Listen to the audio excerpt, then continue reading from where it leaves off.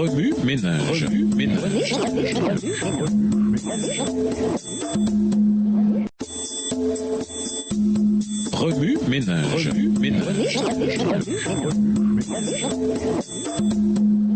Bienvenue dans votre émission. Oui, ménage. Nous voilà à la leçon de vendredi. L'opinion de Dieu éclipse celle du monde.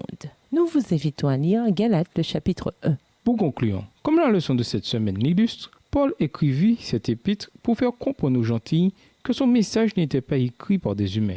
Dieu inspira le message et Paul leur transmit. Il ne s'agissait pas de son message, mais de celui de Dieu.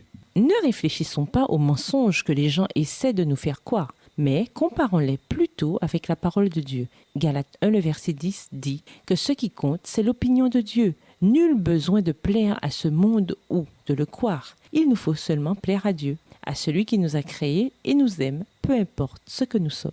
Quant aux idées, écrivez un poème disant qu'il faut délaisser les distractions et les mensonges de ce monde jusqu'à ce que Dieu soit tout pour vous. Réalisez un collage d'images représentant les mensonges que l'on vous présente, puis tracez dessus un grand trait rouge pour vous rappeler que l'opinion que Dieu a de vous devrait toujours importer le plus. Observez les oiseaux tandis que vous vous promenez à vélo, marchez ou conduisez votre voiture. Réfléchissez à leur caractère unique et au fait que peu importe combien ils agissent étrangement, ils ne changent jamais et Dieu les accepte tout comme il vous accepte. Commencez une étude biblique avec des amis. Penchez-vous sur la vie de personnages tels que Marie-Madeleine, qui a permis à l'opinion de Dieu d'éclipser celle de n'importe qui d'autre. Faites de Galates 1, verset 10 votre prière quotidienne pour vous rappeler que ce qui compte par-dessus tout, c'est la parole et l'opinion de Dieu. Pour aller plus loin, nous vous invitons à lire 1 Corinthiens 15, les versets 1 à 11. 1 Timothée 2, les versets 1 à 12. Dans le livre Conquérant Pacifique, le chapitre 36, intitulé L'apostasie en Galatie, écrit par Ellen G. White. Nous vous invitons à lire le livre Galatians, Why God Accepts Us. L'épître aux Galates, Pourquoi Dieu nous accepte, les chapitres 1 et 2, écrit par Jack Kuachek.